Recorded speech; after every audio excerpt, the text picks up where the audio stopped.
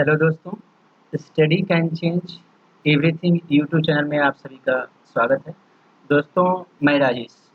तो दोस्तों, आप सभी जानते हैं कि हम लोग स्टडी कर रहे हैं मॉडर्न हिस्ट्री। इसमें हमने जो भारत के हिस्ट्री में जो भारत के गवर्नर जनरल वायसराय हुए हैं, उनके रिगार्डिंग मैंने ऑलरेडी वीडियो अपलोड कर चुका हूँ। तो उसी को कंटिन्यू करते हुए हम जो आगे के जो वायसराय हैं उनके बारे में अध्ययन करेंगे। ठीक है, तो अब हम बात करते हैं लॉर्ड रिपन की। लॉर्ड रिपन का जो कार्यकाल रहा है दोस्तों 1880 से लेकर के 1884 तक। तो इन्होंने जो महत्वपूर्ण कार्य किया था, उन्होंने ये किया था कि वर्नाक्यूलर प्रेस एक्ट को 1882 में समाप्त किया। ठीक है, ये बहुत ही कठोर प्रतिबंध था भारतीय प्रेस के ऊपर। तो इन्होंने क्या किया, जो प्रेस एक्ट वर्नाक्यूलर जो प्रेस एक्ट को 1882 में समाप्त कर दिया। ठीक है, इसके बाद क्या हुआ कि सिविल सेवा की अधिकतम आयु को 19 वर्ष से बढ़ाकर इन्होंने क्या कर दिया, 21 वर्ष कर दिया। जो पहले क्या कर दिया गया था, 21 वर्ष से घटा करके 19 वर्ष कर दिया गया था, उसको सिविल सेवा को इन्होंने 19 वर्ष से बढ़ा करके 21 वर्ष कर दिया। और दोस्तों, इन्होंने स्थानीय स्वशासन की शुरुआत की थी। यानी इन्होंने जो हमारे सब डिवीजन है, ब्लॉक्स है, जो छोटे-छोटे गाँव हैं, तो मानी इन्होंने एक तरफ से लॉर्ड रिपन ने पंचायती सिस्टम का अगर जनक किसी को कहा जाता है ना, तो लॉर्ड रिपन को ही किया जाता है। क्योंकि इन्होंने स्थानीय स्वशासन की शुरुआत इन्होंने की थी, जिसका मतलब है पंचायती सिस्टम। 1881 ईस्वी में नियमित जनगणना की आरंभ की। यानी नियमित जो लॉर्ड मेयो ने जनगणना का शुरुआत किया था 1872 ईस्वी में, उसको इन्होंने रेगुलराइज किया, नियमित जनगणना आरंभ की। ठीक है, इसके बाद इन्होंने क्या कार्य किया कि सन 1881 ईस्वी में प्रथम कारखाना अधिनियम लाया गया। इन्होंने क्या किया, 1881 ईस्वी में प्रथम कारखाना अधिनियम लाया गया। फिर इन्होंने भारत शिक्षा आयोग यानी हंटर आयोग 1882 में इन्हीं के टाइम हुआ था। यानी इसमें क्या था कि जो भारतीय शिक्षा को बुनियादी बेसिक जो शिक्षा है उसको मजबूत करने के लिए हंटर आयोग की स्थापना की गई थी। अब हम बात करते हैं दोस्तों लॉर्ड डफरिन की। डफरिन ने क्या किया था कि 1884 से लेकर के 1888 ईस्वी तक शासन किया था। इनके टाइम में क्या थर्ड एंग्लो वर्मा वार जो हुआ था 1885 से लेकर के 1888 के बीच में। इनके समय में जो लॉर्ड डफरिन का इम्पोर्टेंट ये है कि 28 दिसंबर 1885 ईस्वी को बम्बई में A.O. ह्यूम के नेतृत्व में भारतीय राष्ट्रीय कांग्रेस की स्थापना हुई थी। और इनके टाइम की जो सबसे महत्वपूर्ण घटना है भारतीय राष्ट्रीय कांग्रेस की स्थापना, और दूसरा है संस्कृत कॉलेज की स्थापना। तो ये लॉर्ड डफरिन के कार्य रहे हैं दोस्तों। इसके बाद हम आगे बढ़ते हैं। अब आते हैं दोस्तों लॉर्ड लैंसडाउन। इनका जो कार्यकाल रहा 1888 से लेकर के 1894 तक। 1893 ईस्वी में भारत और अफगानिस्तान के बीच डुरंड रेखा का निर्धारण इसी के टाइम किया गया था। फिर इन्होंने क्या किया, लॉर्ड लैंसडाउन ने जो भारतीय कारखाना अधिनियम 1891 में इन्होंने दोबारा से लाया। ठीक है, इसके बाद आ जाते हैं लॉर्ड एल्गिन द्वितीय। 1894 से लेकर के 1899 ईस्वी तक भयंकर अकाल पड़ा इनके टाइम में 1895 ईस्वी में। अब दोस्तों इसके बाद आ जाते हैं हमारे लॉर्ड कर्जन। अब हम लॉर्ड कर्जन के बारे में अध्ययन करते हैं। इसके बाद हम बात करते हैं दोस्तों लॉर्ड कर्जन की 1899 से लेकर के 1905 ईस्वी तक। 1899 इनके टाइम में क्या हुआ था, भारतीय टंकण और पत्र मुद्रा अधिनियम पारित कराकर अंग्रेजी स्वर्ण मुद्रा को भारत की कानूनी मुद्रा घोषित कर दिया गया। ठीक है, इन्होंने क्या किया कि जो स्थानीय स्वशासन की जो प्रणाली थी उनको समाप्त कर दिया। ठीक है, यानी जो पंचायती राज व्यवस्था किया गया था लॉर्ड रिपन के द्वारा, उसको इन्होंने समाप्त कर दिया। 1904 ईस्वी में विश्वविद्यालय अधिनियम पास किया गया। इनकी सबसे महत्वपूर्ण 1904 में इन्होंने विश्वविद्यालय अधिनियम पास किया। ठीक है, इसके बाद इन्होंने क्या किया, 1905 ईस्वी में भारतीय पुरातत्व विभाग की स्थापना की। यानी जो भारत के जो ऐतिहासिक स्थल हैं उनको इन्होंने उनको संरक्षण प्रदान करने के लिए 1905 ईस्वी में भारतीय पुरातत्व विभाग की स्थापना इन्होंने किया था। 1905 ईस्वी में बंगाल का विभाजन इन्हीं के टाइम में हुआ था। ठीक है, कोलकाता में विक्टोरिया मेमोरियल हॉल का निर्माण भी इन्होंने ही करवाया था। अब दोस्तों इसके बाद आते हैं लॉर्ड मिंटो द्वितीय।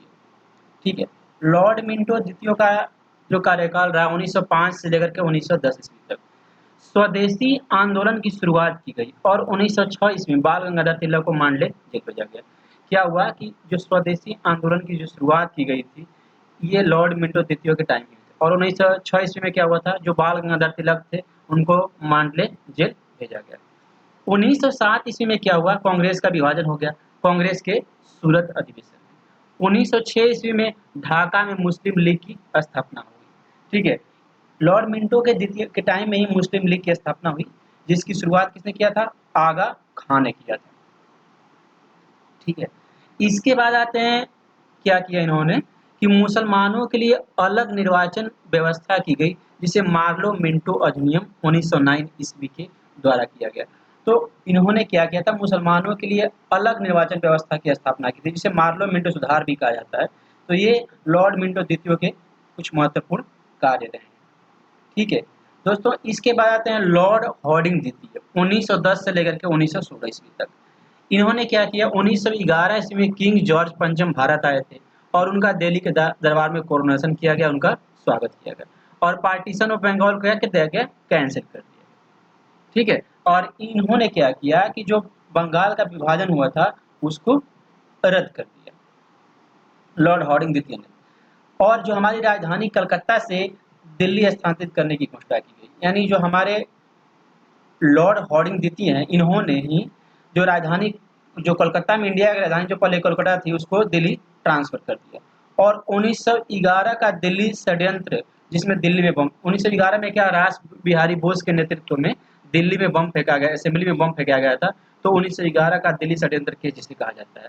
और प्रथम वायु उड़ान सेवा स्थापित हुआ इलाहाबाद से नैनी के बीच शुरू हुआ था, ये इन्हीं के टाइम हुआ था दोस्तों। ठीक है, फिर उन्होंने क्या किया कि 1915 ईस्वी में ऑल इंडिया हिंदू महासभा की स्थापना की गई। ऑल इंडिया हिंदू महासभा की स्थापना की गई, पंडित मदन मोहन मालवीय के नेतृत्व में इन्होंने उसकी अगुवाई की थी।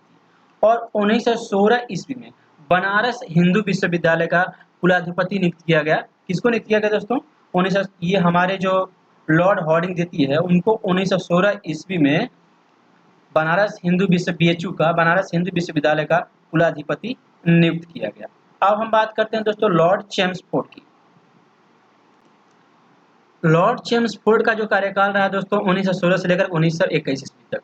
कांग्रेस के लखनऊ अधिवेशन में 1916 ईस्वी में कांग्रेस का एकीकरण हुआ और मुस्लिम लीग के साथ समझौता, यानी भारत के जो गर्म दल और नर दल जो दो भागों में बट गए थे उनको फिर से एक कर दिया गया।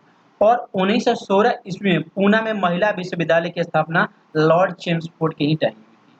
और 1919 ईस्वी में रॉलट एक्ट पारित हुआ था, जिसमें यह था कि किसी को भी हम अरेस्ट कर सकते हैं शक के आधार पे, उनके कोई वकील नहीं मिलेगा, ना ही कोई भी उन्हें कानूनी कार्रवाई करने का कोई मौका नहीं दिया जाएगा।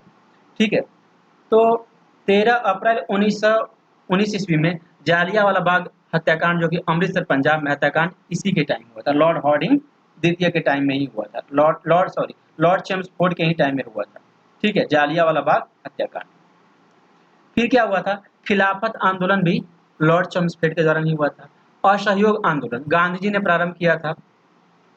ठीक है, जो असहयोग आंदोलन भी हुआ था वो इन्हीं के टाइम में हुआ था। इसके बाद दोस्तों आ जाते हैं हमारे लॉर्ड रेडिंग आते हैं। लॉर्ड रेडिंग का जो कार्यकाल रहा है 1921 ईस्वी से 1926 ईस्वी तक। 5 फरवरी 1922 ईस्वी को चौरी चौरा कांड उत्तर प्रदेश के गोरखपुर जिले में हुआ था, जिसके बाद में गांधी जी ने असहयोग आंदोलन वापस ले लिया। 1923 ईस्वी में चित्तरंजन दास और मोतीलाल नेहरू ने कांग्रेस के अंतर्गत स्वराज पार्टी की स्थापना की थी।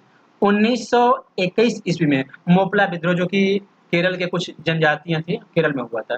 1921 ईस्वी में एम.एन. रॉय द्वारा भारतीय कम्युनिस्ट पार्टी की स्थापना भी इसी के टाइम किया गया था। ठीक है दोस्तों, तो इसके बाद 1921 ईस्वी में मोपला विद्रोह हुआ। 1921 ईस्वी में एम.एन. रॉय द्वारा भारतीय कम्युनिस्ट पार्टी की स्थापना की गई। फिर उन्होंने क्या किया कि 9 अगस्त 1925 ईस्वी को काकोरी कांड भी इन्हीं के टाइम हुआ था। अब दोस्तों हम बात करते हैं लॉर्ड इरविन की। लॉर्ड इरविन 1926 से लेकर के 1931 ईस्वी में 3 फरवरी 1928 ईस्वी को साइमन कमीशन बंबई पहुंचा।